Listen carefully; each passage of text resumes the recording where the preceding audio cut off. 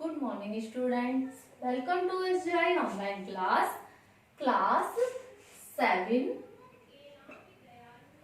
Subject Hindi language पाठ 1 भाषा व्याकरण और लिपि।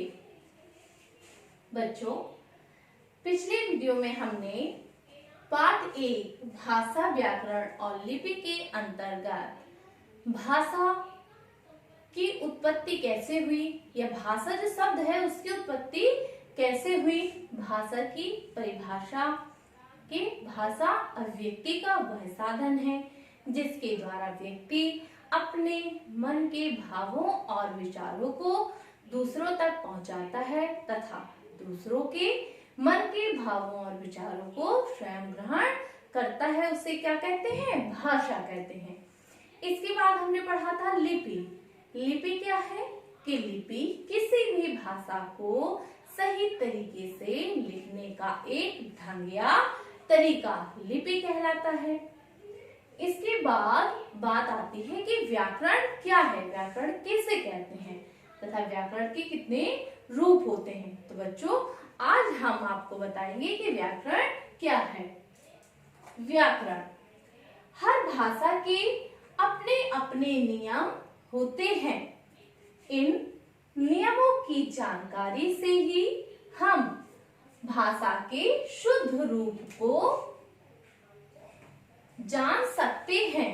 अतः किसी भी भाषा को सही बोलने या लिखने या पढ़ने के ढंग को सीखने के लिए व्याकरण का ज्ञान होना आवश्यक है। जैसे यदि हम कहें लड़का बाजार जाता है तो व्याकरण की दृष्टि से यह गलत है। सही वाक्य है लड़का बाजार जाता है। जो गलत वाक्य था इसमें लिखा है लड़का बाजार जाता है। अंग की बिंदी लगी हुई है तो एक लड़का बाजार जाता है तो व्याकरण की दृष्टि से सही वाक्य क्या है कि लड़का बाजार जाता है। परिभाषा व्याकरण वह है जिससे हमें भाषा को शुद्ध बोलना, पढ़ना तथा लिखना आ जाता है। अर्थात भाषा के नियमों की जानकारी देने वाला वह शास्त्र व्याकरण कहलाता है। व्याकरण के भेद। व्याकरण के नियमों का अध्ययन मुख्य रूप से 3 भागों के अंतर्गत किया जाता है। पहला वर्ण विचार, दूसरा शब्द विचार और तीसरा वाक्य विचार। वर्ण विचार, इसको समझेंगे। इस भाग में वर्णों के स्वरूप, भेद, प्रकार आदि के बारे में विचार किया जाता है। दूसरा है शब्द विचार। इस भाग में शब्दों के स्वरूप, भेद, प्रकार, लिंग, वचन आदि के बारे में विचार किया जाता है। तीसरा है वाक्य विचार। इस भाग में वाक्य रचना, वाक्य भेद, विराम चिन्ह आदि के बारे में विचार किया जाता है।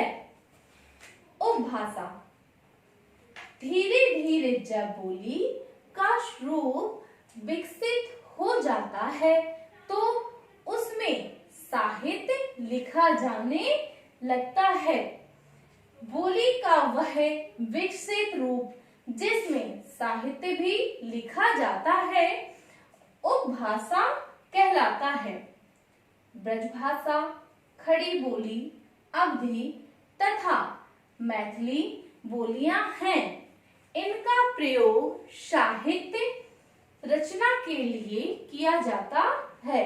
अतः ये उपभाषाएं भी हैं। है तो ये बोली के अंतर्गत आने वाली है। ब्रजभाषा, खड़ी बोली, अवधी, मैथिली, ये क्या बोलियां हैं। परंतु इनमें जब साहित्य लिखा जाने लगा तो ये बोलियां जो हैं उपभाषा के रूप में तब्दील हो जाती हैं। बच्चों, मैं पुनः समझाऊंगी इसे आपको। व्याकरण। तो व्याकरण क्या है? हर भाषा के अपने अपने नियम होते हैं। इन नियमों की जानकारी से ही हम भाषा के शुद्ध रूप को जान सकते हैं।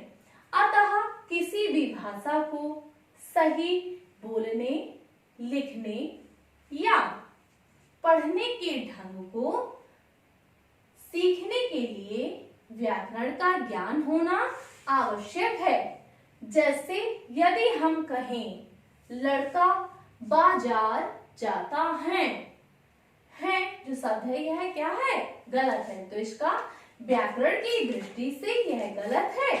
इसका सही वाक्य है कि लड़का बाजार जाता है। परिभाषा।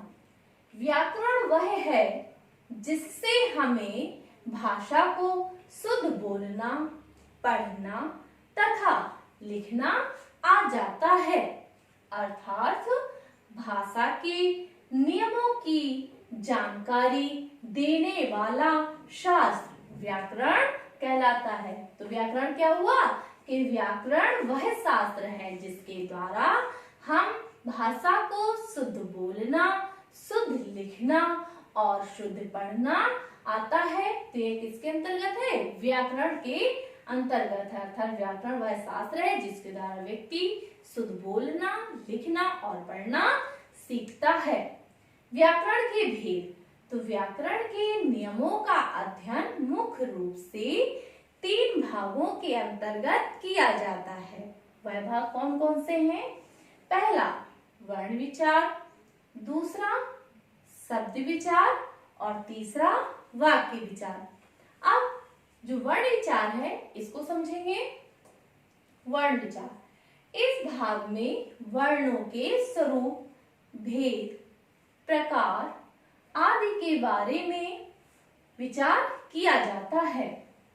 दूसरा है शब्द विचार। इस भाग में शब्दों के स्वरूप, भेद, प्रकार, लिंग, वचन आदि के बारे में विचार किया जाता है।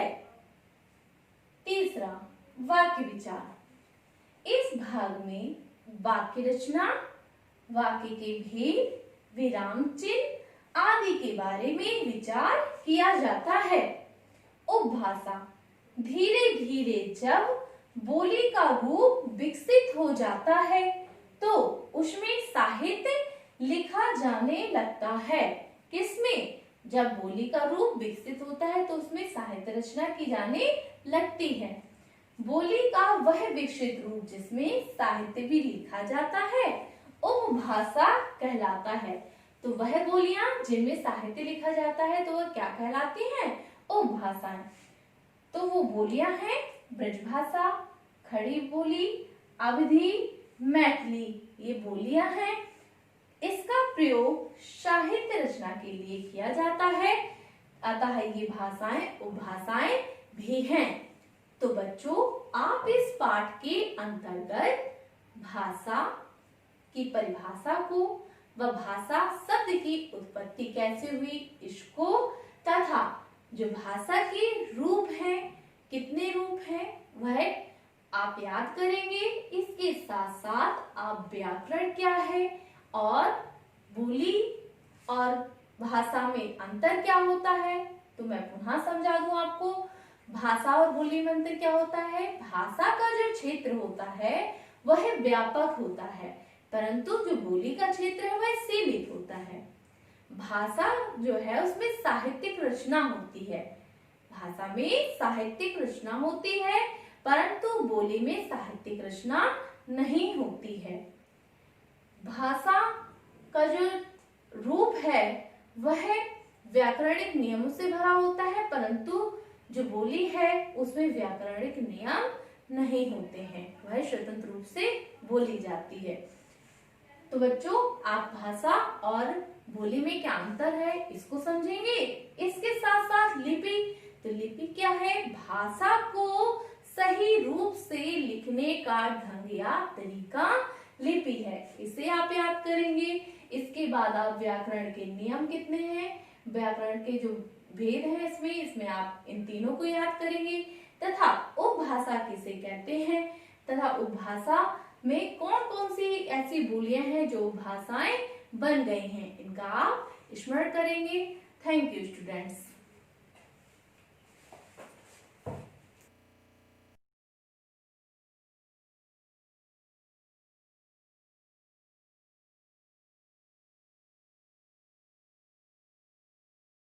Hello student, have a pleasant morning to one you all. I really welcome you on this video lecture class. Student, we were studying the chapter A Chase of Cheers. We were studying the chapter Chase of Cheers, and in this chapter we came to know three characters. The first one was Mr. Vikram, Mr. Balvinder, Jainath and Billu. These were the name of the characters that we came to know. So, we had completed the chapter till Mr. Vikram came to his office. Mr. Balvinder's office. Fine. And which type of the personality he had? He had a very enormous personality, a strong person. Mr. Vikram was a very strong person. Students, I have written some difficult words over here. Detective means spy, means jasus. Slipped means put into something, किसी चीज को अंदर रखना. Enormous means huge. भारी personality, भारी भरकम इंसान. Escaped means ran away, बच के निकलना. Calmly means silently, शांति तरीके से. So, as Mr. Badrinath was taking a cup of tea, and he had not finished his tea yet. And at that time, at the same time, someone is knocking at the door. Who was there? There was Mr. Vikram. He came to his office. Sir, help me. Get my car at any cost. Sir, मेरी मदद कीजिए, श्रीमान जी मेरी मदद कीजिए और किसी भी तरीके से मेरी कार लेकर आइए. He told Uncle Badrinath. He said this thing to Uncle Badrinath. I am told you are a detective. मैं आपको बता रहा हूँ. I am informing you that you are my spy. You had to do investigation into my case. आप ही को मेरे case की जांच करनी है. You have to do all the things into my case. आपको मेरे केस में सब कुछ करना है. Do help me please. आप मेरी मदद कीजिए. My car had just been stolen by Billu. मेरी कार अभी बिल्लू ने चुरा ली है. He has not gone very far. वो अभी ज़्यादा दूर नहीं गया होगा. Because the time has not been passed so. अभी ज़्यादा समय नहीं हुआ है, तो he has not gone so far. वो अभी ज़्यादा दूर नहीं गया होगा. I have a dozen cars, but this one was a gift for the Maharaja of Lalkot to my great grandfather. मेरे पास दर्जनों कार है. I have different types of the car. I have numbers of the cars, but that is the precious car for me. ये मेरे लिए बहुत ही महंगी, बहुत ही precious car है, क्योंकि this car had been gifted by someone to my grandfather. मेरे grandfather को ये कार गिफ्ट करी थी. किसने? Maharaja of Lalkot. So I value this old car. इसलिए मुझे इस कार की वैल्यू थोड़ी ज्यादा है. But I am prepared to pay you whatever fee you want. मैं प्रिपेयर हूँ. I am ready to pay you. मैं आपको देने के लिए तैयार हूँ. Whatever you want fee. Whatever the fee you want, जितनी भी फीस आपको चाहिए उतनी फीस मैं आपको देने के लिए तैयार हूँ. Get my car by all means. Come on, Jaggu. Get my किसी भी तरीके से, at any cost, at any way, by all means, you have to get my car back. आपको मेरी कार वापस लानी है. So after listening to Vikram's voice, after listening to Vikram's conversation, whatever he said to Uncle Badrinath, come on Jaggu. So here Jaggu is a nickname of Jainath. Previously he was working as a servant at his home. Now He is working as an assistant in his office. Fine. So he is saying, come on Jaggu, come Jaggu. Uncle Badrinath's slipped his loaded revolver in his overcoat. So he put his revolver into his overcoat में अपने revolver, that was the loaded. So bullets लगी हुई थी, रखा, and next 3 minutes 3 were out. और तीसरे ही minute में तीनों सड़क पर थे. So the 3 men came out of that room. They hailed a taxi and got into it. उन्होंने एक टैक्सी ली और तीनों उस पे चढ़ गए. Uncle Badrinath was in front of the seat with Jaggu. Jaggu के साथ Uncle Badrinath front seat पे बैठे. Vikram occupied the back seat. Vikram कहाँ पर बैठा? विक्रम पीछे वाली सीट पे बैठे. He needed a lot of space because of his enormous body. क्योंकि I have already told you, मैंने आपको पहले ही बताया है, which type of the personality was Vikram. Vikram was a huge personality. Vikram was a strong person. So that is why he needed more space to sit. That's why he was sitting at the back seat. There, Vikram pointed to a yellow which Billu was driving. Vikram ने point out किया, इशारा किया, देखो देखो वो मेरी yellow colour की car जो बिल्लू चला रहा है. Yellow Billu is the name of the car that was yellow in colour, जिसको बिल्लू चला रहा है, जिसको बिल्लू ड्राइव कर रहा है. देखिए along Chowringhee is the name of the place, वहां पर उसको चला रहा है. माय मोस्ट प्राइसलेस possession, ये मेरा बहुत ही प्राइसलेस possession है. इट मींस टू से I can not get this thing back. मैं इसको नहीं वापस पा सकता हूँ because it was a gift. It was a gift that was given by Maharaja of Lalpur to my grandfather. Chase it quick.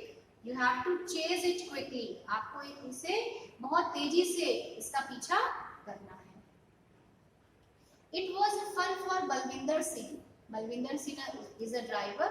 It was a fun for him. It was a adventurous task for him. And the hefty taxi driver from Ludhiana.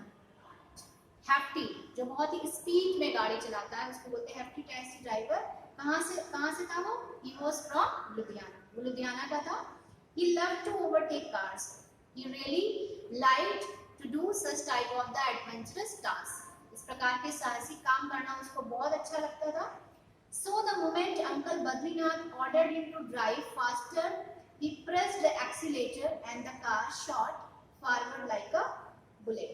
तो जैसे ही जिस क्षण में uncle Badrinath ने उसको order किया, उसको इशारा किया, ड्राइव फास्टर, और तेज गाड़ी चलाने के लिए, drive faster, he pressed the accelerator, उसने एक्सीलेटर दबाया, and the car shot forward like a bullet. जैसे एक बुलेट होती है, जैसे गोली होती है, उस तरीके से कार फास्ट यानी बहुत तेजी से चलने लगी. Uncle Badrinath observe this situation for some time. Uncle Badrinath do the minute observation of this situation, इस परिस्थिति का उन्होंने अच्छे से जायजा लिया.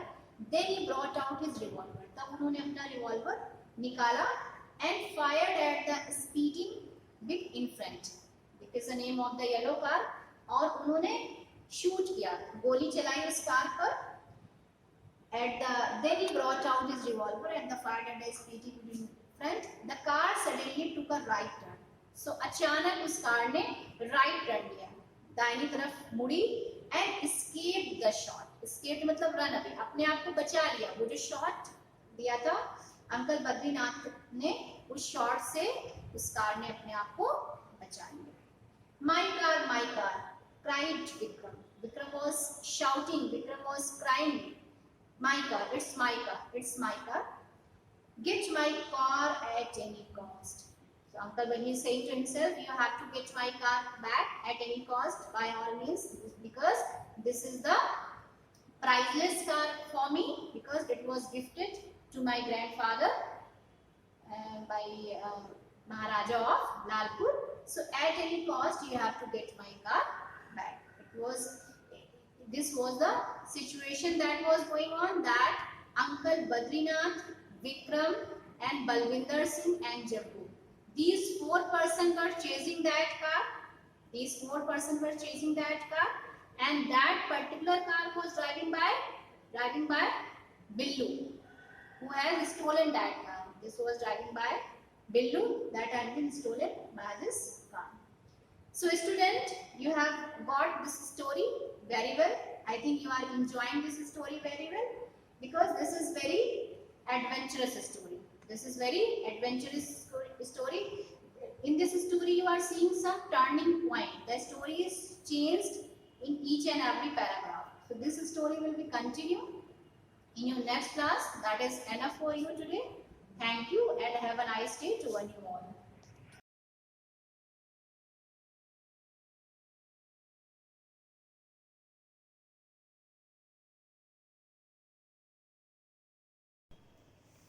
Myself Rakesh Kumar, math teacher आप Shivaji group of institution. Math class में 7th क्लास हिंदी मीडियम के बच्चों का स्वागत है। तो बच्चों, आपने पिछली क्लास में एक्सरसाइज नंबर 2.1 के क्वेश्चन नंबर 5 तक पढ़ लिया था। अब आगे इस क्लास में क्वेश्चन नंबर 6 से आगे बढ़ेंगे। क्वेश्चन नंबर 6 है, निम्न का योगात्मक प्रतिलोम ज्ञात करो। तो योगात्मक प्रतिलोम को की परिभाषा भी इसके पहले इस चैप्टर के पहले बताई थी स्टार्टिंग में। तो योगात्मक प्रतिलोम फिर से ध्यान आ जाए तो योगात्मक प्रतिलोम किसे कहते हैं? तो जिन दो संख्याओं का योग अगर 0 प्राप्त हो जाए, इन्हीं दो संख्याओं का योग अगर 0 प्राप्त होता है तो वो दोनों संख्याएं एक दूसरे की योगात्मक प्रतिलोम होती हैं।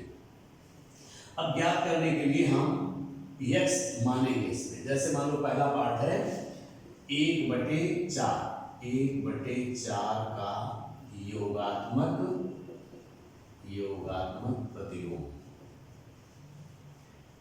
प्रतिलोम। तो केवल माइनस साइन आगे लगा देते हैं, यानी माइनस ब्रैकेट 1/4, तो बराबर हो जाएगा -1/4। ठीक, या परिभाषा के अनुसार अगर आप कहना चाहते हैं तो मानेंगे माना योग प्रतिलोम बराबर x, योगात्मक प्रतिलोम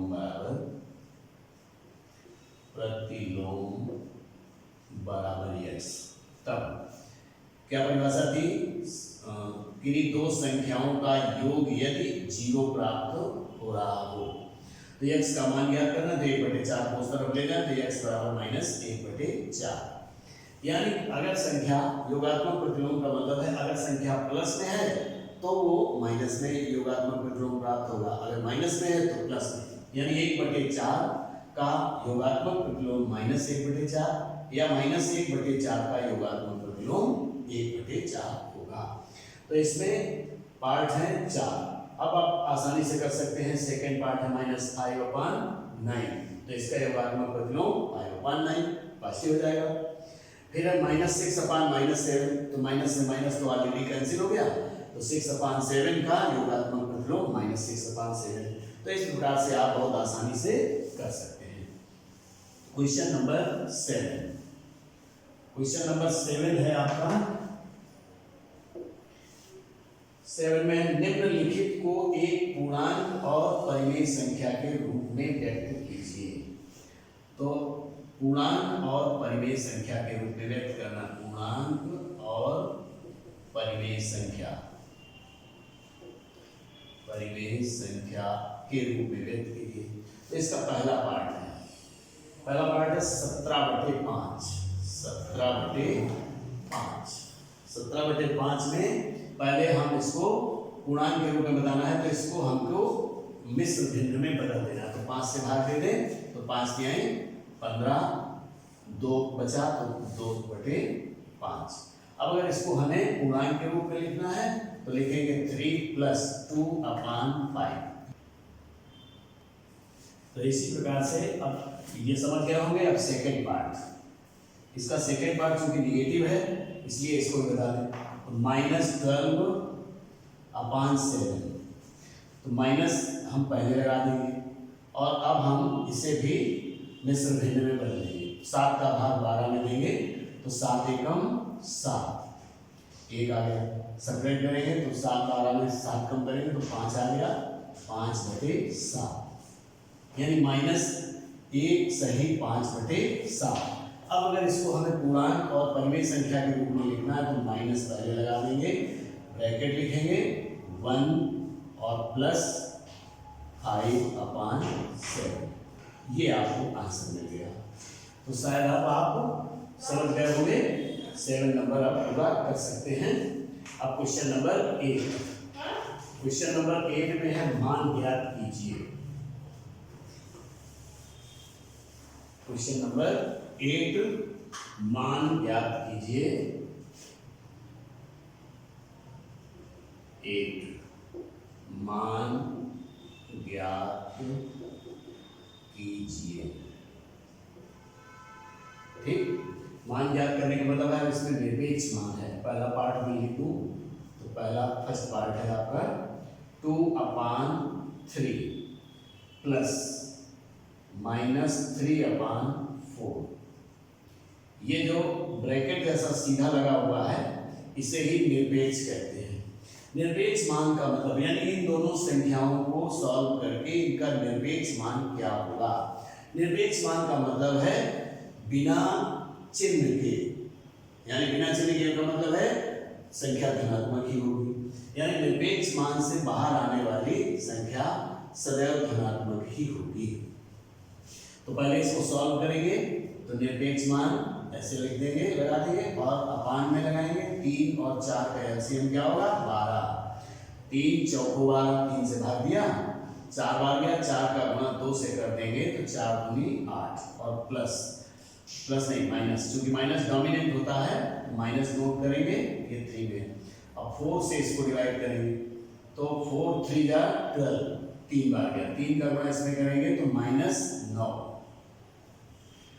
अब हम आगे फिर से लिखेंगे तो अब इनको घटा लें तो हो गया -1/12, ये निरपेक्ष मान में है।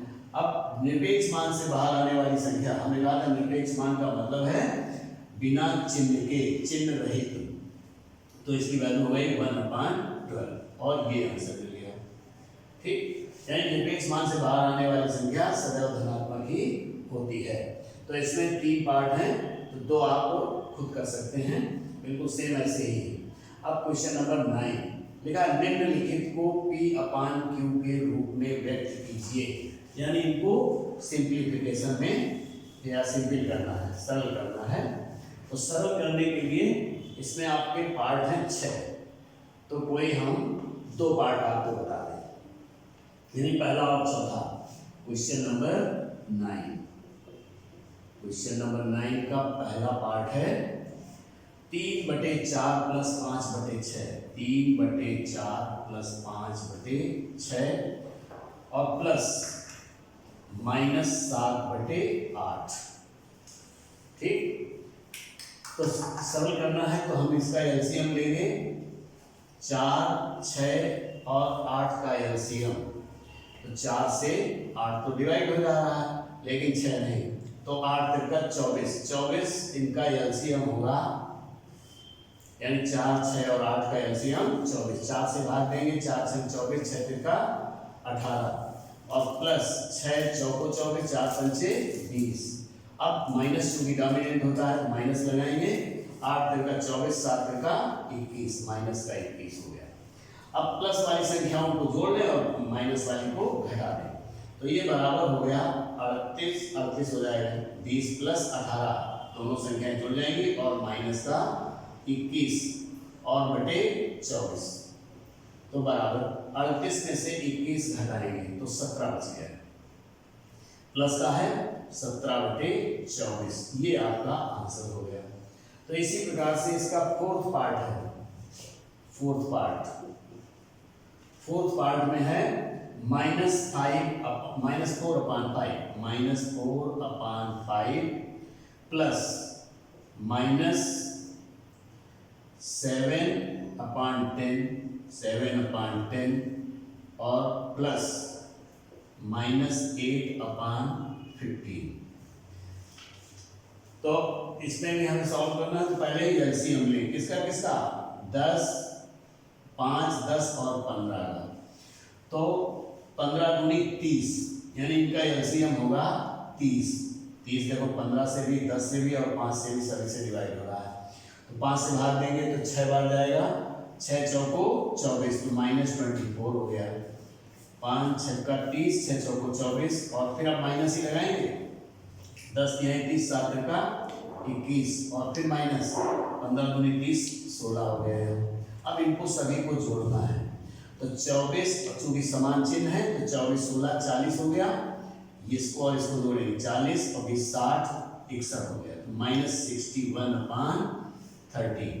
अब इसको हम मिक्स फ्रैक्शन में चेंज कर लें, तो 30 दूनी 60, माइनस लगा देंगे, 2 होल यानी 2 सही। 30 दूनी 60 बचा कितना, 1/30। 2 सही 1/, माइनस का 2 सही 1/30 आंसर हो गया। तो बच्चों एक्सरसाइज आपकी ये फिनिश हो गई 2.1। आज इस क्लास में बस इतना ही, आगे नेक्स्ट क्लास में। Thank you.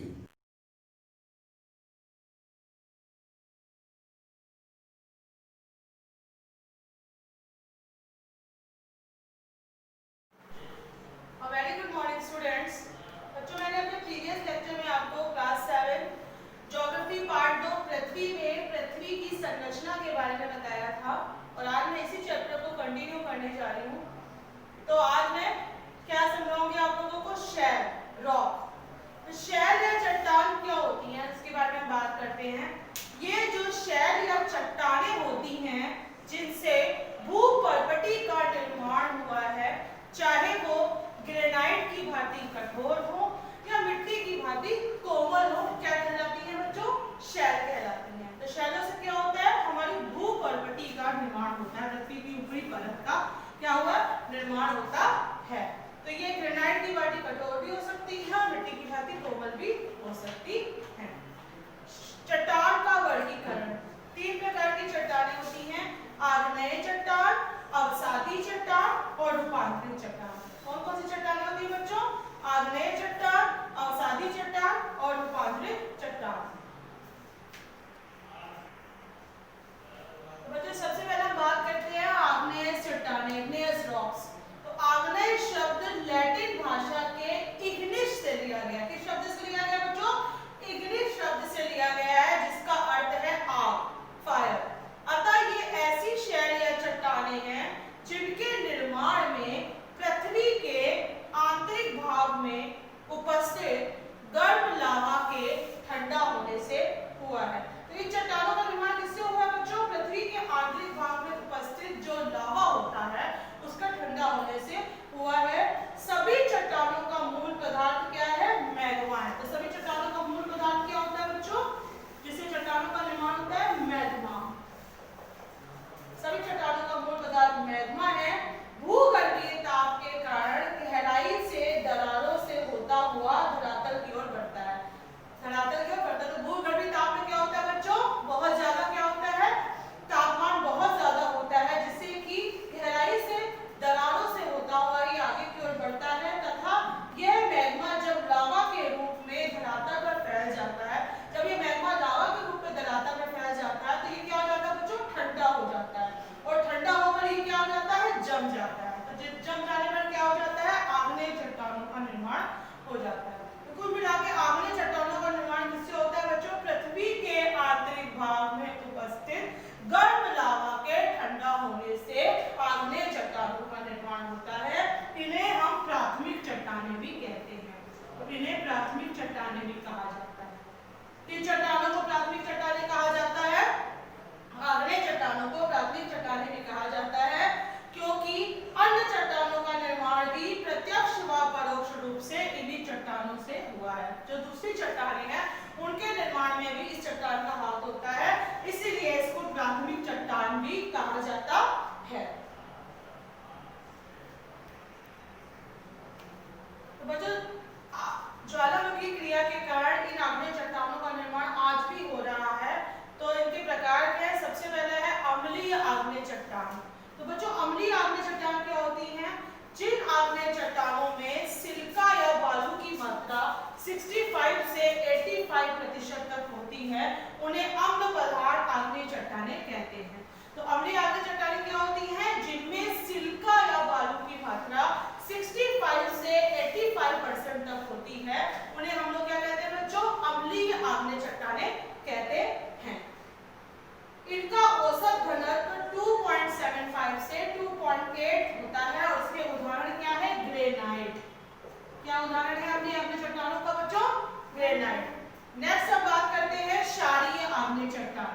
तो क्षारीय आग्नेय चट्टान क्या होती है बच्चों? क्षारीय आग्नेय चट्टान जिन चट्टानों में सिलिका या बालू की मात्रा 45% से 80% होती है, वो हमारी क्या कहलाती हैं? क्षारीय आग्नेय चट्टानें कहलाती हैं। इनमें फेरो मैग्नीशियम की प्रधानता होती है। किस मैग्नीशियम की प्रधानता होती है बच्चों? फेरो मैग्नीशियम की प्रधानता होती है। इन चट्टानों में फेरो मैग्नीशियम की प्रधानता होती है। लोहे की अधिकता के कारण इनका रंग क्या होता है? गहरा व वजन भारी होता है। किसके कारण? लोहे की अधिकता के कारण इनका रंग गहरा और वजन क्या होता है बच्चों? इनका भारी होता है। इनके उदाहरण क्या है? इनके उदाहरण है बेसाल्ट, इनके उदाहरण है बेसाल्ट, क्रेबो तथा डोलोराइट। क्रेबो तथा डोलोराइट। तो दो तरह की चट्टानें होती हैं। आग्नेय चट्टानों का निर्माण कैसे होता है? जैसे कि मैंने बताया, पृथ्वी के आंतरिक भाग में भूगर्भीय ताप के कारण लावा के पिघलकर जमने से इन चट्टानों का निर्माण होता है। दो तरह की चट्टानें होती है। अम्लीय आग्नेय चट्टान। अम्लीय आग्नेय चट्टान में क्या होता है बच्चों? सिलिका या बालू की मात्रा 60 से 85% तक होती है और इसका उदाहरण है हमारा ग्रेनाइट। क्षारीय आग्नेय चट्टान, इन चट्टानों में 45% से 80% तक सिलिका या बालू की मात्रा होती है और इनमें फेरो मैग्नीशियम की भी अधिकता पाई जाती है और लोहे की अधिकता पाए जाने के कारण इनका रंग गहरा और वजन क्या होता है बच्चों? भारी होता है। इनके उदाहरण क्या है? बेसाल्ट और ग्रेबो और डोलोराइट। अब हम इन चट्टानों की विशेषता बताने जा रहे हैं बच्चों। आग्नेय चट्टानों की क्या विशेषता होती है? आग्नेय चट्टानों में गोल कर्ण कभी नहीं होते हैं। इन चट्टानों के टूटकर घिसने से गोल कर्ण बन जाता है। इन चट्टानों का संबंध किससे होता है? ज्वालामुखी से होता है। इन चट्टानों में परतें नहीं होती हैं बल्कि पूर्णतः संघन होती है। तो आग्नेय चट्टानों की विशेषता क्या है बच्चों? गोल कर्ण नहीं होते और इन चट्टानों का सीधा संबंध किससे होता है? ज्वालामुखी क्रिया से होता है। तो ये चट्टानें कठोर होती हैं अतः जल का इन पर कोई भी प्रभाव नहीं पड़ता क्योंकि ये चट्टानें क्या होती हैं बच्चों? कठोर होती हैं। अब हम दूसरे टाइप के बारे में बात करने जा रहे हैं। दूसरा टाइप है चट्टानों का कायांतरित चट्टानें। तो कायांतरित चट्टानें क्या होती हैं? वे चट्टानें जो अन्य चट्टानों के रूप में परिवर्तन द्वारा बनी होती हैं। तो कायांतरित चट्टानों का निर्माण कैसे होता है बच्चों? अन्य चट्टानों के रूप में परिवर्तन द्वारा जिन चट्टानों का निर्माण होता है उन्हें हम कायांतरित चट्टानें कहते हैं। कायांतरित चट्टानें यानी कायांतरण मतलब होता है रूपांतरण। इनको रूपांतरित चट्टानें भी कहा जाता है। इसका मतलब होता है रूपांतरण का मतलब होता है स्वरूप में परिवर्तन। तो कायांतरित चट्टान तापमान, दबाव तथा रासायनिक क्रियाओं के फलस्वरूप रूप, बनावट, कठोरता एवं खनिजों का रूपांतरण होने के परिणाम स्वरूप बनती है। कायांतरित का अर्थ होता है बच्चों स्वरूप में परिवर्तन। कायांतरित का अर्थ है स्वरूप में परिवर्तन। स्वरूप में परिवर्तन। रूपांतरण वह प्रक्रिया है जिसमें समेकित शैलों में पदार्थ पुनः संगठित हो जाते हैं। तो कुल मिलाकर कायांतरित चट्टानें क्या होती है बच्चों? वे चट्टानें जो अन्य चट्टानों के रूप में परिवर्तन द्वारा बनी होती हैं उन्हें हम क्या कहते हैं? कायांतरित चट्टानें कहते हैं। क्या विशेषताएं होती है कायांतरित चट्टानों की? इन चट्टानों के निर्माण पर ताप व दबाव का विशेष गहरा प्रभाव पड़ता है। मतलब ताप व दबाव का बहुत ज्यादा प्रभाव पड़ता है। ताप व दबाव का विशेष गहरा प्रभाव पड़ता है। तो यही कारण है कि इनमें पाए जाने वाले जो जीवाश्म होते हैं वो ताप व दबाव के कारण नष्ट हो जाते हैं। इन चट्टानों में रवे भी पाए जाते हैं। इन चट्टानों में क्या होता है बच्चों? रवे भी पाए जाते हैं। ये अन्य चट्टानों से क्या होती है बच्चों? बहुत अधिक कठोर होती है। और इन चट्टानों में क्या होता है? जल का सर्वथा अभाव होता है। जल का सर्वथा अभाव होता है। तो ये हमारे कायांतरित चट्टानों की क्या होगी? विशेषता होगी। कायांतरित चट्टानें क्या होती हैं? अन्य चट्टानों के रूप में परिवर्तन के परिणाम स्वरूप इन चट्टानों चट्टानों का निर्माण होता है। तो जो हम तीसरे तरह की चट्टानों की बात करने जा रहे हैं, अवसादी चट्टानें। इन चट्टानों को परतदार चट्टान भी कहा जाता है। अवसादी चट्टानें वे हैं जो विखंडित ठोस पदार्थों के निक्षेपण से बनी हैं या जीव जंतुओं और पेड़ पौधों के जमाव से निर्मित होती हैं। तो बच्चों इन चट्टानों को हम परतदार चट्टानें कहते हैं, परतदार परत।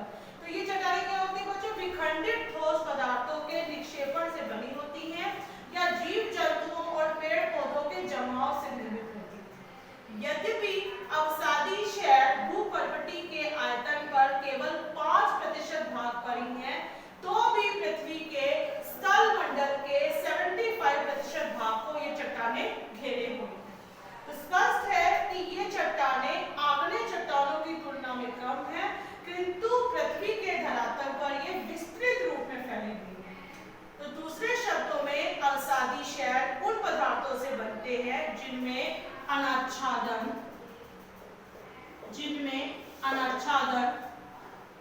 प्रवाहित, अनाच्छादन किससे होता है बच्चों? प्रवाहित जल, बहते हुए जल से, तेज बहती हुई वायु से या बर्फ के पिघलने से क्या होता है? अनाच्छादन होता है।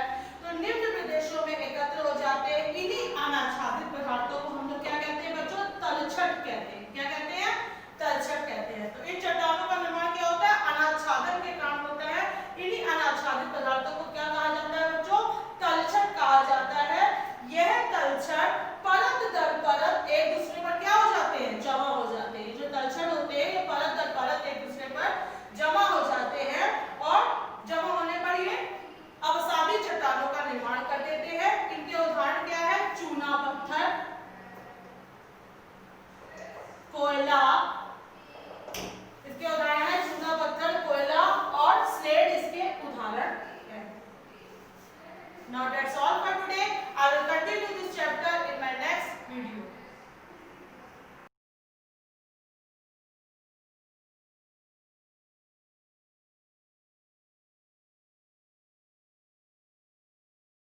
Hello class, welcome to you Shivaji group of institutions online classes.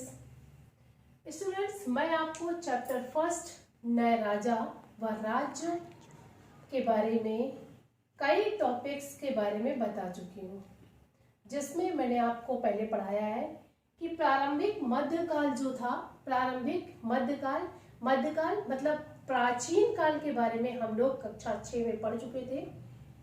मध्यकाल के बारे में हम लोगों ने कक्षा 7 से पढ़ना स्टार्ट किया है। मध्यकाल क्या था? तो प्रारंभिक मध्यकाल यानी प्रारंभिक मध्यकाल जो था उसमें अनेक क्षेत्रीय राजा हुए, अनेक क्षेत्रीय राजा, जिसमें क्या थे? प्रतिहार वंश, पाल वंश, गुर्जर वंश, चौहान वंश, राजपूत वंश, माने कई छोटे छोटे वंशों का आविर्भाव हुआ और धीरे धीरे करके ये पतन की ओर जाते गए। सबसे लास्ट में मैंने पढ़ा चौहान वंश, यानी चौहान वंश का शासक कौन था? पृथ्वीराज चौहान। माने पृथ्वीराज चौहान इस वंश का सबसे सर्वश्रेष्ठ माने सबसे शक्तिशाली राजा था। इस चौहान वंश का पतन पृथ्वीराज चौहान के बाद ही हुआ। पृथ्वीराज चौहान ने तराइन का प्रथम युद्ध 1191 ईस्वी में मोहम्मद गोरी से लड़ा तथा 1192 ईस्वी में तराइन का द्वितीय युद्ध में पृथ्वीराज चौहान की हार हुई, जिससे हमारे भारत में मुस्लिम समाज यानी मुस्लिम समाज की नींव पड़ गई। इस प्रकार हम कह सकते हैं कि मोहम्मद गजनी भारत में सबसे पहले 1000 ईसा पूर्व माने 1000 ईस्वी में आया, जिसने 1000 से 1027 तक यानी 26 बार भारत पर आक्रमण किया।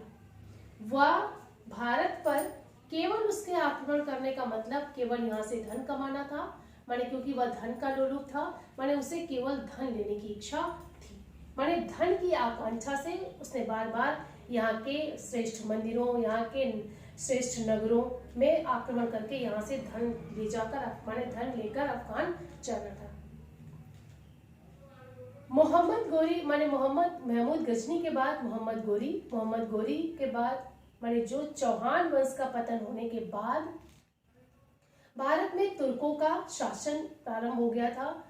तुर्क जो थे उनकी शासन व्यवस्था माने उनकी शासन व्यवस्था क्या थी, तो हम बात करते हैं कि साम्राज्यों में शासन का प्रबंध क्या था, माने जो भी हमारे पास साम्राज्य थे उनकी शासन व्यवस्था क्या थी, शासन का प्रबंध क्या था।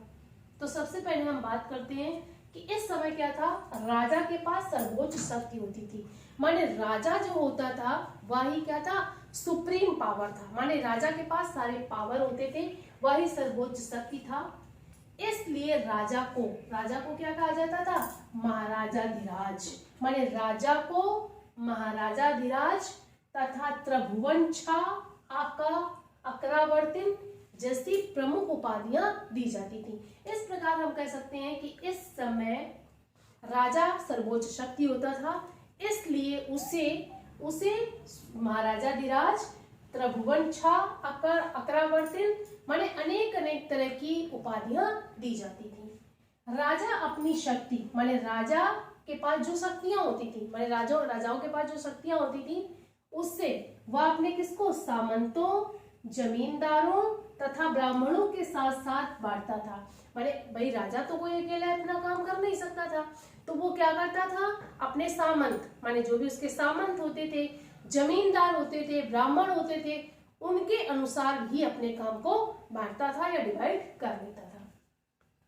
लेकिन उस समय क्या था, फौज मतलब फौज में जो था उच्च पदवी, माने फौज में केवल उन्हीं लोगों को पद दिया जाता था जो क्या होते थे, प्रभावशाली परिवार से होते थे, माने एक प्रतिभा संपन्न या रिच फैमिली से बिलोंग करते थे, अथवा राजा के करीबी होते थे।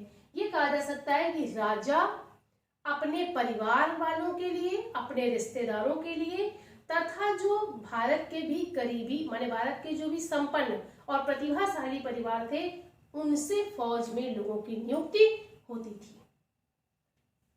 राजस्व का संग्रह, अब राजा टैक्स कैसे लेता था, तो हमें ये पता होना चाहिए कि हर समय माने जो भी समय था तो राजा माने जो था वो संग्रह, राजस्व का संग्रह कैसे करता था, कलेक्शन कैसे करता था।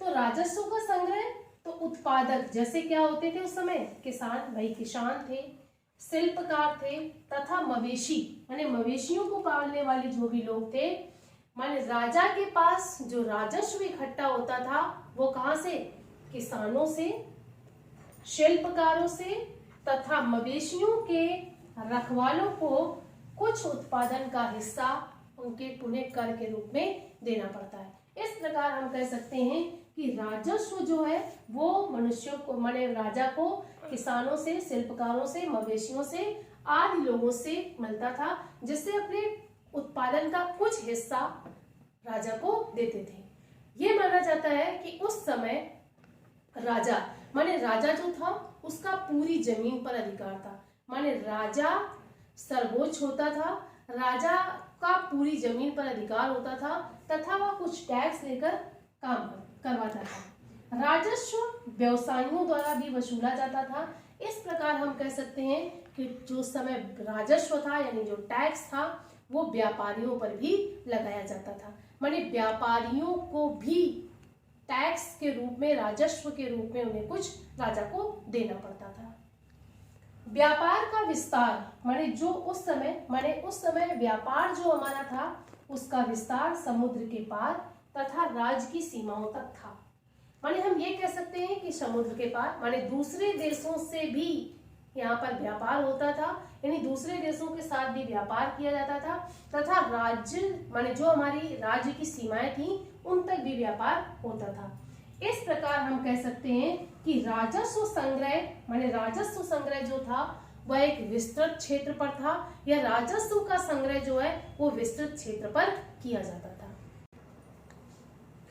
छात्रों, मैं आपको ये बताने जा रही हूँ कि मध्यकाल में मध्यकाल के जो राजा थे उनमें उनकी राज व्यवस्था क्या थी, उनकी शासन प्रणाली क्या थी, उनका राजस्व जो था वो कैसे इकट्ठा किया जाता था, या राजस्व इकट्ठा करने के लिए वो क्या करते थे।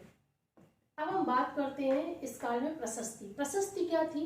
तो प्रशस्ति का मतलब है मुख्यतः राजाओं की प्रशंसा के लिए जो लिखी जाती थी।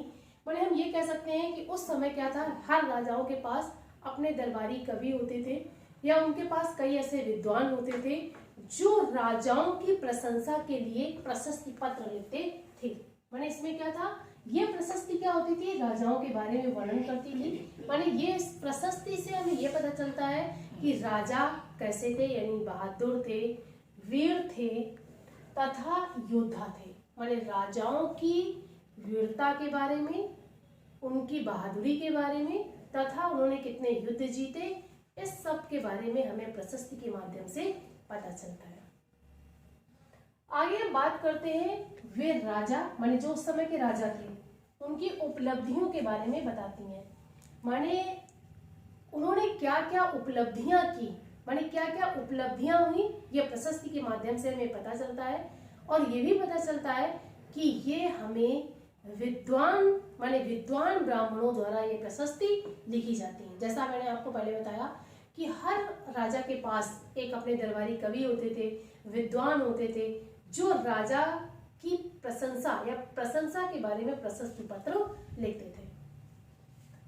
आलोचनात्मक लेखन, आलोचना के बारे में आप सब जानते हो कि आलोचना का मतलब क्या होता है, किसी की बुराई करना। आलोचनात्मक माने ये कभी प्रशस्ति पत्र में तो राजा की सारी प्रशंसा के बारे में लिखते थे, लेकिन आलोचनात्मक लेखन से हमारा तात्पर्य है आलोचना। आलोचना मतलब उस समय उनके राज्य में, उनके शासन काल में क्या क्या बुराइयां थी, ये हमें पता चलता है। तो आलोचनात्मक लेखन से हमारा तात्पर्य है कि प्रशस्ति के लेखन से ये क्या होती थी, भिन्न होती थी। माने जो हमारा प्रशस्ति लेखन है उससे ये क्या होती थी, डिफरेंट होती थी, यानी भिन्न होती थी। हम कह सकते हैं कि 12वीं सदी माने 12वीं सदी के जो लेखक थे, माने 12वीं सदी के लेखक थे जिनका नाम क्या था, क्लेवहाका, माने क्लेवहाका, जिन्होंने अक्सर माने जो अक्सर शासकों तथा उनकी नीतियों की आलोचना करते थे। माने इनका केवल काम था, या ये लेखक जो 12वीं सदी में थे, इनका मतलब था कि उन राजाओं की या उन शासकों की आलोचना करना। तो उन्होंने कश्मीर, सबसे पहले उन्होंने कश्मीर माने कश्मीर के राजाओं के इतिहास के बारे में संस्कृत में एक कविता लिखी थी। उन्होंने सबसे पहले कश्मीर के राजा माने कश्मीर के राजाओं के बारे में, उनकी आलोचना के बारे में एक कविता लिखी थी। जैसे उन्होंने अनेक स्रोतों से, जैसे शिलालेख माने कई राजाओं के शिलालेख थे, दस्तावेज थे तथा प्राथमिक इतिहास की सहायता से अपना कार्य पूरा किया। माने वह हर राजाओं के द्वारा लिखे गए शिलालेख, दस्तावेज, प्राथमिक इतिहास की सहायता से उन्होंने ये काम किया था। छात्रों, मैंने आपको चैप्टर 1 आज कंप्लीट किया है। अगले वीडियो के माध्यम से मैं आपको चैप्टर 2 के बारे में बताऊंगी। Thank you for attending this class.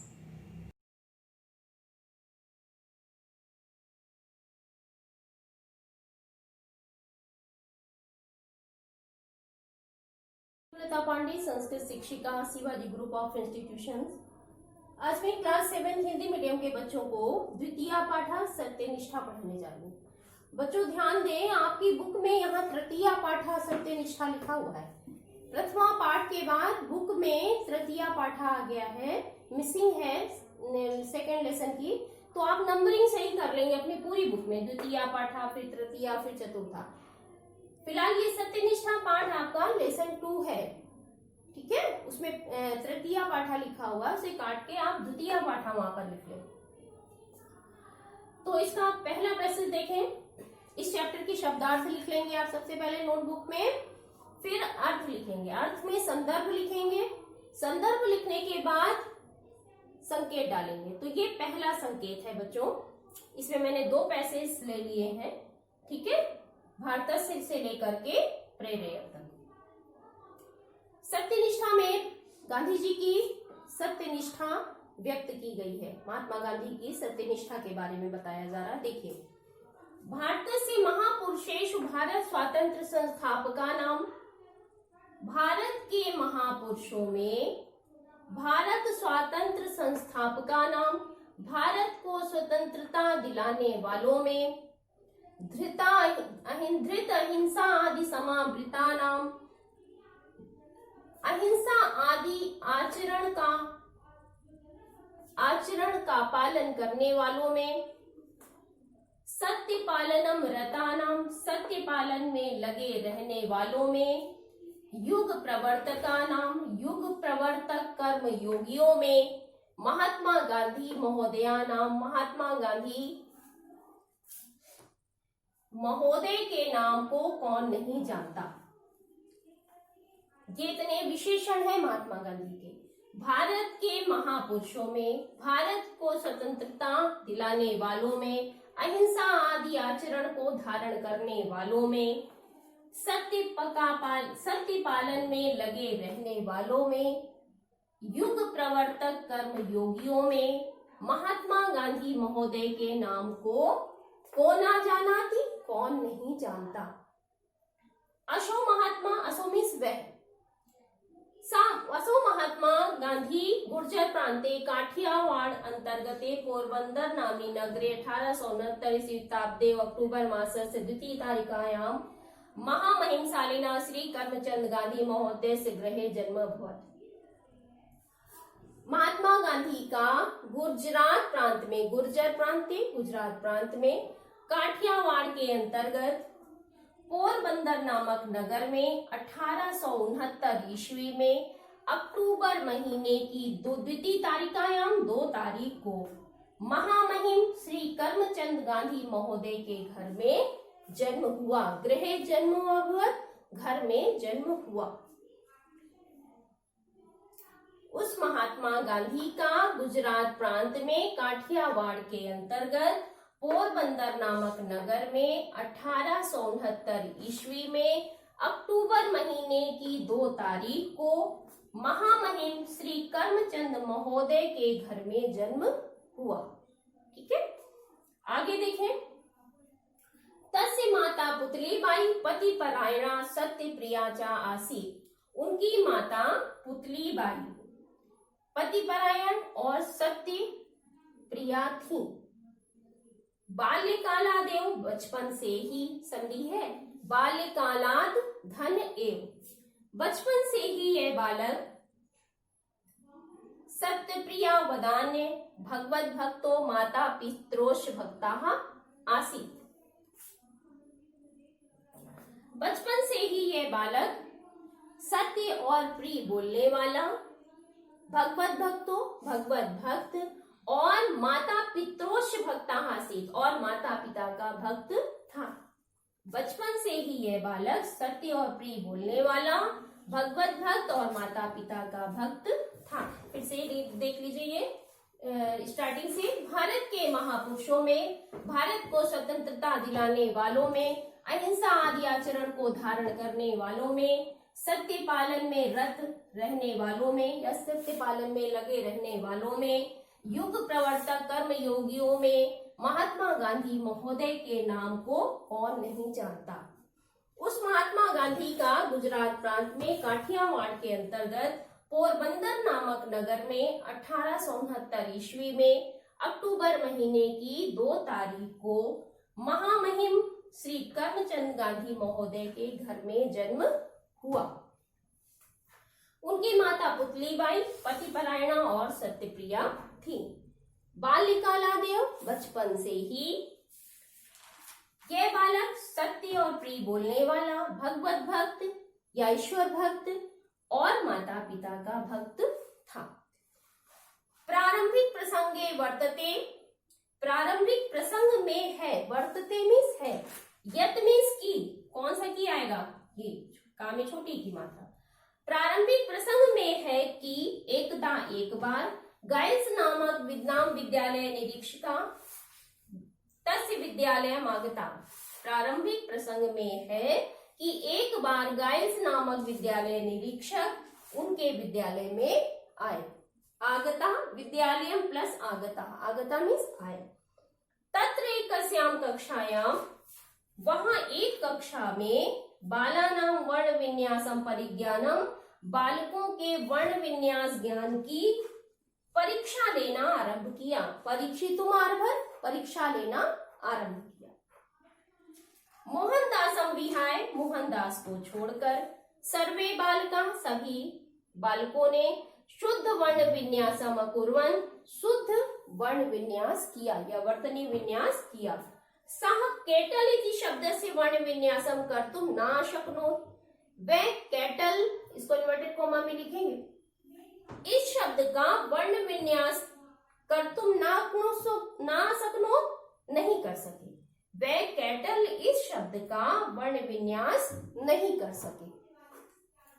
कृतात्मना प्रतिष्ठाम अचिंतमाना, आत्मना अपनी प्रतिष्ठा की चिंता करते हुए तस्य शिक्षकः आतंकिताभवत्, उनके शिक्षक भयभीत हो गए। सा शिक्षिका श्यामपट्टे शुद्ध वर्तनीम अनुकर्तुं संकेतेन गांधिनं प्रेरयत्, उस शिक्षक ने श्यामपट्ट पर शुद्ध वर्तनी की नकल करने के लिए, अनुकर्तुं नकल करने के लिए संकेत से गांधी को प्रेरित किया। उस शिक्षक ने श्यामपट्ट पर शुद्ध वर्तनी की नकल करने के लिए संकेत से गांधी को प्रेरित किया। ठीक है, हाँ, फिर से देख लीजिए इस पैसेज को। प्रारंभिक प्रसंग में है कि एक बार गाइल्स नामक विद्यालय निरीक्षक उनके विद्यालय में आए। वहां एक कक्षा में बालकों के वर्ण विन्यास ज्ञान की परीक्षा लेना आरंभ किया। मोहनदास को छोड़कर सभी बालकों ने शुद्ध वर्ण विन्यास किया। वह केटल इस शब्द का वर्ण विन्यास नहीं कर सके। कृतात्मना प्रतिष्ठाम अचिंतमाना, आत्मना प्रतिष्ठाम, देखो अपनी प्रतिष्ठा की चिंता करते हुए उस शिक्षक ने, वह शिक्षक आतंकित हो गए यानी भयभीत हो गए। उस शिक्षक ने श्यामपट्ट पर शुद्ध वर्तनी की नकल करने के लिए संकेत से गांधी को प्रेरित किया। तो बच्चों, ये पैसेज का अर्थ कंप्लीट हो गया है। लेसन का नाम सही कर लेंगे, संदर्भ लिखेंगे, संकेत और फिर अर्थ। धन्यवाद, आपका दिन मंगलमय हो। हाँ बच्चों, एक मिनट, एक बात का विशेष ध्यान दें कि आपको अपनी नोटबुक पे इंडेक्स जरूर बनानी है। ठीक है, पहले फर्स्ट पेज पे स्टार्टिंग में आप इंडेक्स बनाएं और उसके बाद फिर लिखना आरंभ करें। लिखते समय संकेत जरूर डालें। ब्लैक पेन से आप हेडलाइन डालेंगे, संकेत भी ब्लैक पेन से डालेंगे और शुद्ध तथा स्पष्ट लिखेंगे, इस बात का ध्यान रखें। कोशिश करें कि अर्थ लिखने से पहले आप उस लेसन के शब्दार्थ जरूर याद कर लें, क्योंकि आप शब्दार्थ याद कर लेंगे तो आपको इसका हिंदी अर्थ समझने में बहुत आसानी होगी। इस बात का विशेष ध्यान रखें और लेखन कार्य बहुत ही शुद्ध और स्पष्ट होना चाहिए। ये ध्यान दीजिए कि मैंने इसमें दो पैसेज का एक पैसेज किया है संकेत में, यानी इसमें आपके दो पैसेज कंबाइंड हो गए हैं। इस तरह से आपको इसका अर्थ लिखना है। इंडेक्स का जरूर ध्यान रखें। फिर से आपको एक बार धन्यवाद, आपका दिन मंगलमय हो।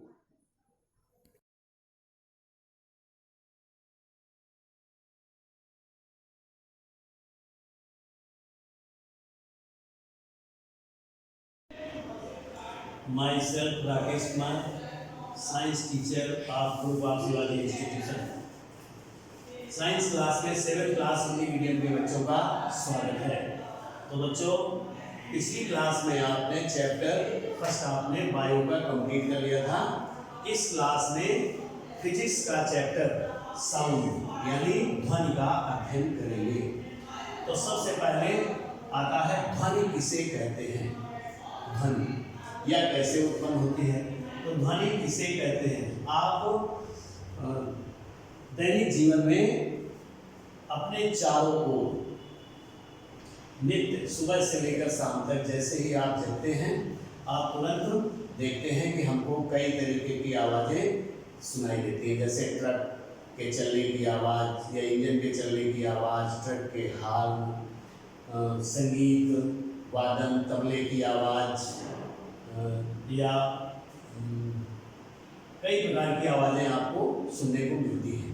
इसी प्रकार से अगर हम किसी धातु को किसी लकड़ी से या धातु से ही टकरा दें तो उससे जो उत्पन्न होने वाली ऊर्जा है वो ध्वनि है। तो ध्वनि एक प्रकार की ऊर्जा है। तो अब ऊर्जा ये ध्वनि उत्पन्न कैसे होती है, तो अब ये ध्यान दें। इसको जानने के लिए एक प्रयोग करते हैं। इस प्रयोग के लिए एक छोटा सा रबर बैंड लेते हैं। रबर बैंड को दीवार में एक कील, इस प्रकार से एक कील दीवार में गाड़ देते हैं और उस रबर बैंड का एक सिरा इस पर बांध देते हैं और दूसरे सिरे को हाथ से पकड़कर थोड़ा सा टाइट कर लेते हैं। अब इस रबर बैंड को थोड़ा सा नीचे की ओर खींच करके और छोड़ देते हैं, तो ये अपनी मध्यमान स्थिति के दोनों ओर गति करने लगती है और हमको इसके कंपन की आवाज भी सुनाई देती है। दूसरा प्रयोग, अगर हम सभी बच्चे किचन में जाते होंगे, किचन में आपने देखा होगा एक रोटी बनाने के लिए, रोटी पकाने के लिए एक चिमटा होता है, धातु का बना हुआ, लोहे की धातु का बना हुआ एक चिमटा होता है। इस चिमटे को पकड़कर, इस स्थिति में पकड़कर अगर इसको किचन टॉप से लड़ा दिया जाए तो उसके दोनों पर गति करने लगते हैं और गति के साथ साथ उनकी आवाज भी बाहर आने लगती है, जिसको हम ध्वनि कहते हैं। तो ध्वनि आप समझ गए होंगे कि ध्वनि किसे कहते हैं। बहुत सारे ध्वनियाँ हैं, हार्न है, कूलर है, घंटी है, पंखा भी चलने की आवाज आती है। तो इस प्रकार से आप ध्वनि के बारे में समझ गए। अब आता है कंपन या दोलन। कंपन या दोलन यानी कंपन करती हुई वस्तु, यानी अगर हम हाथ से किसी चीज को, किसी धातु के बर्तन को अगर हम हाथ से ऐसे पुश कर दें तो उससे आवाज आएगी और उस वस्तु में कंपन उत्पन्न हो जाएगा। जैसे चिमटे की बात कही, चिमटे को लड़ाया तो उसके दोनों पर ऊपर नीचे कंपन या गति करने लगते हैं। तो कंपन या दोलन, दोलन किसको कहते हैं? किसी वस्तु में बल लगाने पर, बल आरोपित करने पर वो वस्तु अपनी मध्यमान स्थिति के दोनों ओर गति करने लगती है, तो इस गति को दोलन कहते हैं। अब एक दोलन कितना होता है? जैसे आप पेंडुलम बनाइए, सरल लोलक, सरल लोलक। सरल लोलक एक साधारण स्थिति है, सरल लोलक एक साधारण स्थिति है। इसमें से एक धागा होता है और धागे को किसी हुक से इस प्रकार से लटका दिया जाता है ऐसे, और इसमें से एक कोई पत्थर का टुकड़ा ऐसे बांध देते हैं। ये छतरे से, इस पर ये हुक है, हुक से हमने इस धागे को बांध दिया और नीचे की ओर एक पत्थर या आयरन का टुकड़ा हमने इसमें बांध दिया। अब ये इसकी मध्यमान स्थिति है।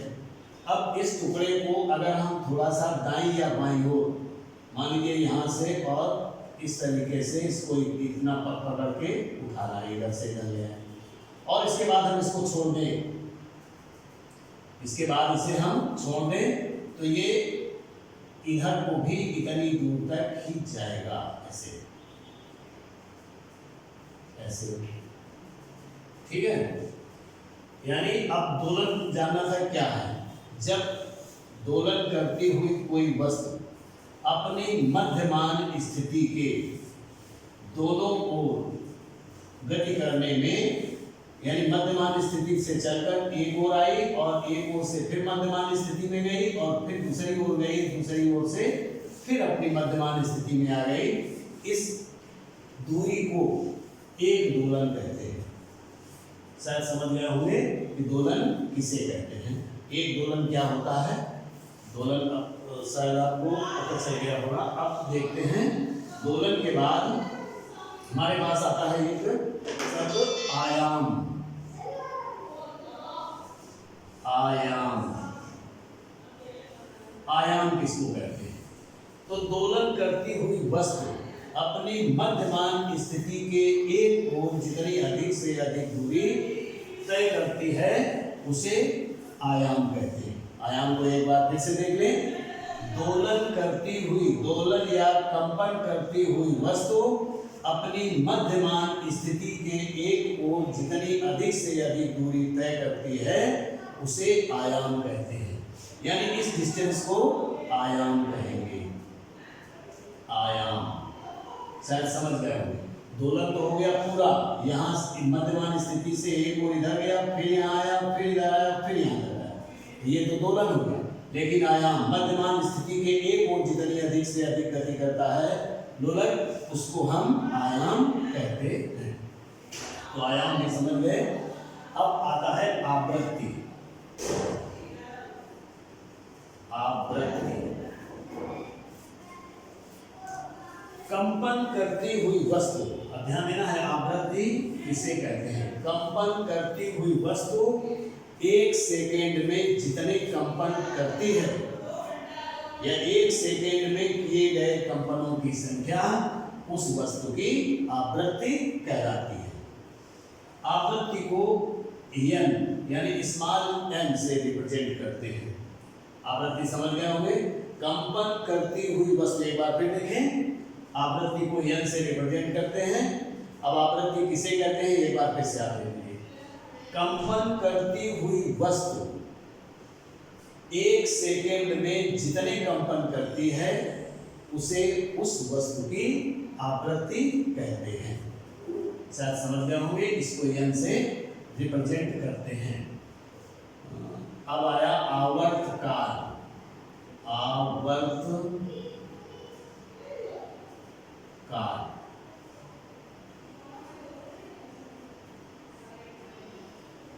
अब देखो आवर्तकाल को T से रिप्रेजेंट करते हैं। टाइम आवर्तकाल को T से रिप्रेजेंट करते हैं। अब देखिए आवर्तकाल किसको कहते हैं। कंपन करती हुई वस्तु को एक कंपन करने में लगे समय को आवर्तकाल कहते हैं। कंपन करती हुई वस्तु या दोलन करती हुई वस्तु को एक दोलन पूरा करने में लिए गए समय को आवर्तकाल कहते हैं। तो आप आवृत्ति भी समझ गए, आयाम भी समझ गए, ध्वनि भी समझ गए और आवर्तकाल भी समझ गए। अब आवृत्ति और आवर्तकाल में संबंध। आवृत्ति और आवर्तकाल में संबंध। आवृत्ति और आवर्तकाल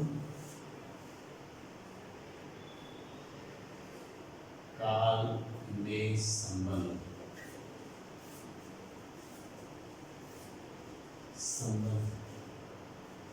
तो आवृत्ति को n से रिप्रेजेंट करते थे और आवर्तकाल को किससे, t से। तो n बराबर आवृत्ति बराबर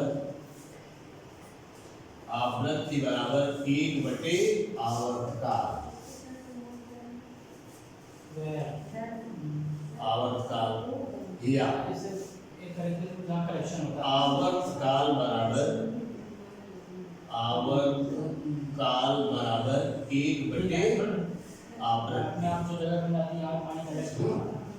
यानी आवृत्ति और आवर्तकाल में संबंध। तो आवृत्ति बराबर होता है 1/आवर्तकाल। अब आवर्तकाल किसको कहेंगे, 1/आवृत्ति, यानी एक दूसरे के रेसिप्रोकल होते हैं। तो आवृत्ति, आयाम और आवर्तकाल आज सब आप समझ गए हैं। तो बच्चों इस क्लास में बस इतना ही, आगे नेक्स्ट क्लास में। Thank you.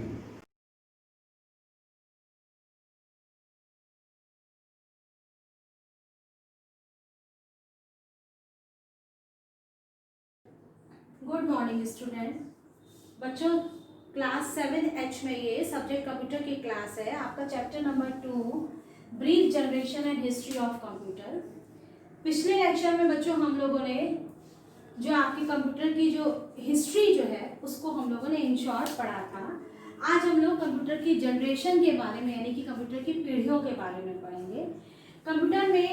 कंप्यूटर जिस हिसाब से डेवलप हुए हैं, फिर उसके बाद उसमें नए नए कंपोनेंट्स आए हैं, उसमें नए नए इन्वेंशंस हुए हैं। तो उसके अकॉर्डिंगली आपकी जो कंप्यूटर की जो जनरेशन्स हैं वो आपकी 5 जनरेशन्स में डिवाइड किया गया है। ओके, कंप्यूटर की 5 जनरेशन्स हैं, first, second, third, fourth and fifth. Clear? यहाँ पे मैंने सबके ईयर लिख दिए हैं, डिवाइड कर दिया है कि आपका कौन सा जनरेशन से किस ईयर से किस ईयर तक फर्स्ट जनरेशन है। तो ये हम लोग पहले देख लेते हैं कि कंप्यूटर में कुछ 5 जनरेशन है। फर्स्ट जनरेशन 1946 से 1956 तक है। सेकेंड जनरेशन 1956 से 1964 तक है। थर्ड जनरेशन आपकी 1964 से 1973 तक, and the fourth generation is 1973 से 1982 तक, और फिफ्थ जनरेशन जो है वो 1982 से अब तक जो प्रेजेंट में आपकी है वो फिफ्थ जनरेशन, और फिफ्थ जनरेशन पर अभी भी वर्क चल रहा है। मेन जो डिफरेंस था वो सिर्फ ईयर से नहीं था कि ये आपने ईयर को क्लासिफाई कर दिया कि 10 साल एक जनरेशन से, फिर आगे के 10 ईयर्स जो है वो दूसरे, ऐसा कुछ नहीं था। इसमें आपका क्या था, जो मेन कंपोनेंट यूज हो रहा था, कंपोनेंट इन द सेंस जो कंप्यूटर में जो सामान लग रहा है उसके अकॉर्डिंग इनकी जनरेशन जो है वो डिवाइड करी गई थी। तो सबसे पहला जो फर्स्ट जनरेशन थी, फर्स्ट जनरेशन में जो कंप्यूटर थे उसमें वैक्यूम ट्यूब यूज होता था। वैक्यूम ट्यूब ये इसका मेन कंपोनेंट था। मेन कंपोनेंट वैक्यूम ट्यूब था। वैक्यूम ट्यूब के कारण जो था, वैक्यूम ट्यूब आकार में बहुत बड़े होते थे, ठीक है, आकार में बड़े होते थे। ये कंप्यूटर जो थे वो वेट में बहुत हैवी होते थे, और उसके अलावा इन कंप्यूटर का जो मेंटेनेंस का मतलब उनका रख रखाव का खर्च बहुत होता था। तीसरी चीज होती थी कि ये जो कंप्यूटर आपके थे, इस जनरेशन के जो कंप्यूटर्स थे वो जर्नल पर्पस ही, जैसे अभी हम लोग लैपटॉप लेके घूम रहे हैं आराम से, हम लोग के लैब में कंप्यूटर, तब क्या था, कंप्यूटर एक कंप्यूटर आपका इस कमरे से भी बहुत बड़ा होता था, तो जिसका मेंटेनेंस और वो जो है वो स्पेशल पर्पस के लिए ही होते थे, ठीक है। सेकेंड जनरेशन कंप्यूटर 1956 टू 1964, इस जनरेशन में ट्रांजिस्टर का यूज हुआ। ट्रांजिस्टर एक कंप्यूटर में एक कंपोनेंट है, एक घटक है। ये ट्रांजिस्टर आपका वो छोटा वाला पॉकेट ट्रांजिस्टर नहीं जिसमें कि हम लोग गाने सुनते हैं, ये इलेक्ट्रॉनिक कंपोनेंट सा एक छोटा सा कंपोनेंट होता है, वो कुछ इस शेप में होता है ये, ठीक है। अलग अलग शेप के और अलग अलग साइज के ट्रांजिस्टर्स आते हैं। तो ये ट्रांजिस्टर आपका सेकेंड जनरेशन में डेवलप हुआ था। ट्रांजिस्टर के कारण क्या हो गया था कि जो कंप्यूटर का आकार है, जो वैक्यूम ट्यूब में क्या होता था, ये बहुत हीट जनरेट करते थे और आकार में बहुत बड़े और हैवी होते थे। तो एज कंपेयर फर्स्ट जनरेशन जो है वो सेकेंड जनरेशन के कंप्यूटर का आकार जो है वो थोड़ा सा छोटा हो गया था ट्रांजिस्टर के कारण। और ट्रांजिस्टर हीट तो जनरेट करते थे, पर as compare to first generation जो है वो ट्रांजिस्टर जो है वो कम हीट जनरेट करते थे। उसके बाद आता है आपका थर्ड जनरेशन। थर्ड जनरेशन में आपका 1964 से 1973 तक है, और इसमें आपका यूज होता था आईसी।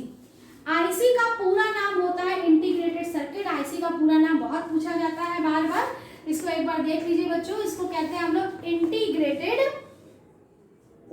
फुल फॉर्म इसका है, it is also called integrated circuit. Integrated circuit क्या होते हैं आपके? इंटीग्रेटेड सर्किट का मतलब ये एक विशेष टेक्निक से बनाए जाते हैं जिसको कि हम लोग आईसी कहते हैं। ये कुछ इस तरह की आपकी आईसी जो है वो ऐसी होती है, जनरली एक ब्लैक कलर की इस तरह से आपकी होगी, और इसमें बहुत सारी पिंस जो है होंगी। किसी में 40 पिंस होती है, किसी में 30 पिंस होती है, किसी में 12 पिन ही होती है। और ये जो पिन होती है इनका अपना अलग अलग फंक्शन होता है। ये इस टेक्निक से जो बनाए गए तो उसमें क्या होता था, जो बहुत ही आपके कॉम्प्लिकेटेड जो सर्किट्स थे, उन बहुत कॉम्प्लिकेटेड सर्किट्स को जो है वो इस टेक्निक से बनाया गया था कि जो जटिल सर्किट थे वो एक छोटे से इस आईसी में ही सारे जो है वो इनबिल्ट हो गए, ठीक है। उस अब सीधी सी बात है, जो बहुत कॉम्प्लिकेटेड सर्किट है वो एक छोटे से सर्किट में हो जाएगा तो आपका आकार जो है वो, सीधी सी बात है, आकार कंप्यूटर का कम हो जाएगा।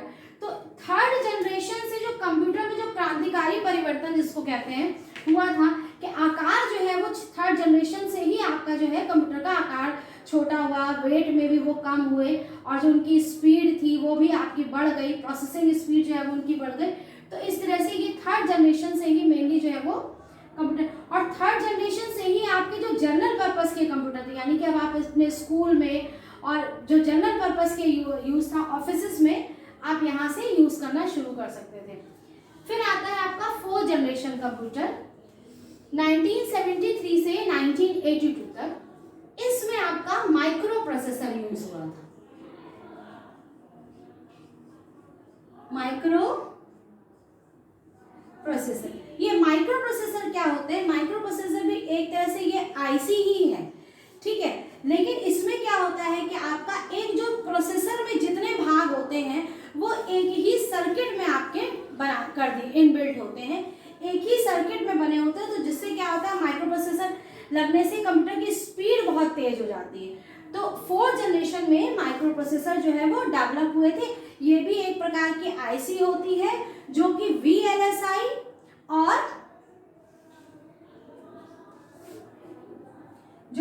एलएसआई और वीएलएसआई टेक्निक से बने होते हैं। उसके बाद अब आपका आता है 5th generation computer. 5th generation computer का जो टाइम पीरियड है वो है 1982 से अब तक। अभी तक आपकी ये 5th जनरेशन कंप्यूटर ही चल रही है और इसमें जो मेन कंपोनेंट्स आपका था, ठीक है, ये भी आपका वीएलएसआई टेक्निक से ही बना था। और इस वाली जनरेशन को हम लोग कहते हैं एआई टेक्निक इसमें यूज हुई थी। एआई का पूरा नाम होता है आर्टिफिशियल इंटेलिजेंस। आर्टिफिशियल इंटेलिजेंस का मतलब हो गया कि एक ऐसी आपकी मशीन डेवलप करी गई थी जो इंसान की तरह ही सोचे और उसकी तरह ही काम करे। तो ठीक है, तो ये टेक्निक आपकी थी आर्टिफिशियल इंटेलिजेंस। तो इस तरह से आपकी ये 5 जनरेशन हो गई आपकी बच्चों, ठीक है।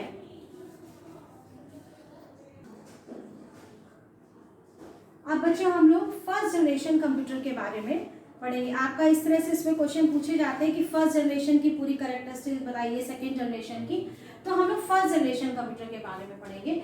1st जनरेशन का जो हम लोगों ने समय अंतराल आपको बताया था वो पता ही है, 1946 to 1956। इस समय अंतराल आपका गलत नहीं होना चाहिए। मेन कंपोनेंट जिसको कि हम लोग मुख्य घटक कहते हैं वो आपका था वैक्यूम ट्यूब।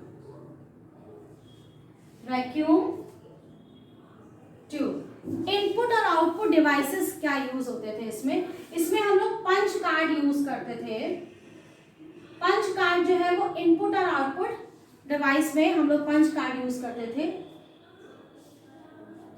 इसमें भाषा कौन सी यूज होती थी?